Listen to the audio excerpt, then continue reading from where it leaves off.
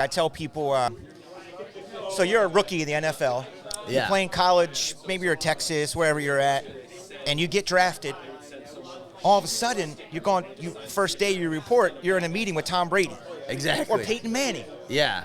Or you're snapping him the ball as the center. And it's like, wow. Yeah. Because you watch them growing up and you know how they are and they inspired you. That's what it really is like. You're like, dang, this is who I consider the GOAT. And that's like, yes. I get to play basketball with Michael Jordan right now. That's what I'm shooting around with. And yes. It's that type of feeling. That's the equivalent. That's like, oh, one day I come in here and it's like Michael just hanging out and wants to go shoot some hoops. Exactly. And that's like, man, are you sure you want to work out with me? Yeah.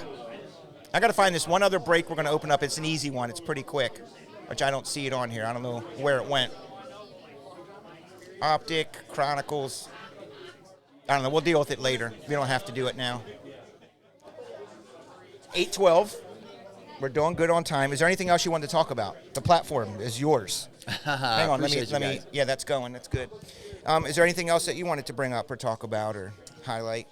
Maybe your funny cousin. I don't know. My cousin is hilarious. We could just have him come on here and tell a couple of jokes. Yeah. Hey, Tarek, get over here. I'm going to come see him live somewhere. He was just in Chicago yesterday. Had his first event down there. Well, his first own. He built it himself. Yeah, his own show. So it was cool to see. And if you guys got any social media, there he follow is. him. Don't say anything. Here he comes. No, I was just in the back putting cards in my pocket.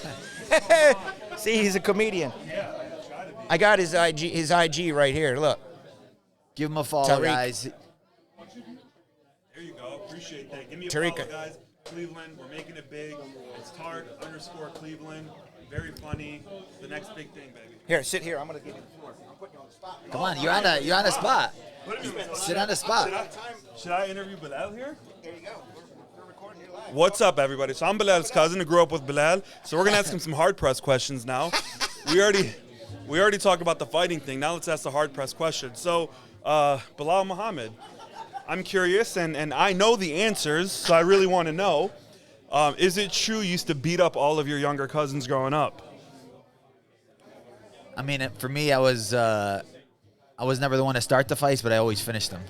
And that's great, because as you guys know, Belal is a finisher with everything. It's fantastic. And we'll leave it at that. Is this a kid's show? I need to know. Family friendly? Top shelf after dark. Family friendly. Oh, okay. It's after dark. It's after dark. It is after dark, though. So let's talk a little bit more about Belal's personal life. No, I'm just kidding. I'm just kidding. So if one thing you guys might not know about Belal is he's very athletic. He's in great shape. Literally the only one in our family. If you guys see the rest of our family, we're all type 2 diabetics. I'm just saying. I'm being honest. We got here, Belal wanted an energy drink, so we crossed the street, and I literally came back drenched in sweat. So I want to ask Belal here, what got you so athletic, and are you sure you're a part of the Muhammad family at this point? I think my biggest thing was like seeing the other family members. I was like, I did not want to turn out like them. Sure. And you know, when you have cousins that like eat chips for breakfast, I was like, dude, this is disgusting. And I was like, God, I did not want to be that guy. And I would just like look at like people like you, and I was like, honestly, I'd be disappointed. So Absolutely. So for me, it was just like I can't end up like that. So Sure. I would go running, go to the gym, as you would still sit at home on your stomach eating chips and playing video games, and you would see me go work out, and I would offer you to go work out, but you would say, no, my shoes are dirty or something, and it would be like a dumb excuse. My neck would hurt for some random reason, right? My neck would just hurt. And I would see it in your dad's eyes, like his disappointment. Yeah. He would see me put my gym shoes on and walk out, he would see you asking for more cereal. And my dad hasn't talked to me since, right? Honestly.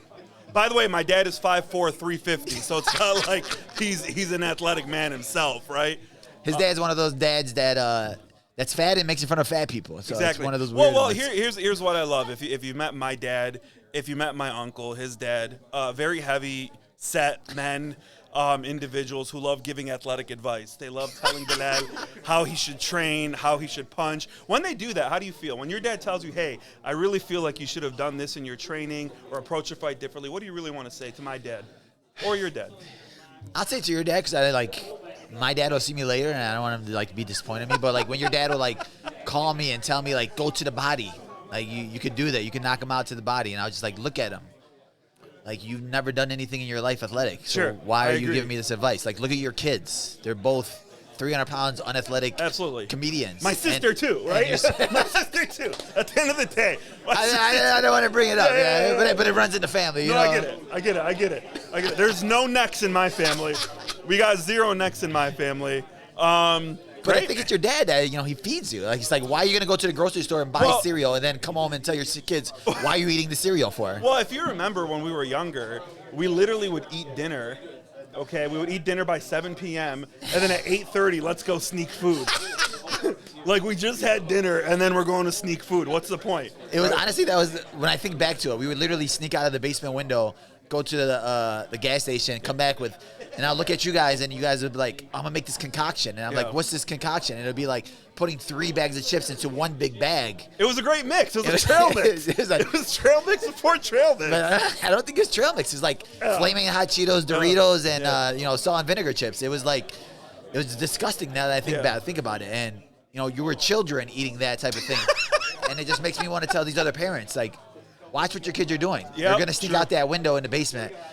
Do not give them any allowance. Nope. Ask them where they're spending that money. Give them a credit card so you can see where they're spending the money instead of cash. Because 100%. these kids, the cash. Look where it got this guy. Yeah, 100%. My family, we're all type 2 diabetic. That's the one that we earned. It's not the one that you're born with. So we're working to be better athletes. So thank you, Belal Muhammad. We look forward to your next fight. Definitely pick him. He's a winner. I'm gonna get on my FanDuel for the next fight. Thank you. Always remember the name. Good stuff. That was great. I'm going to stop that recording because then it'll capture it.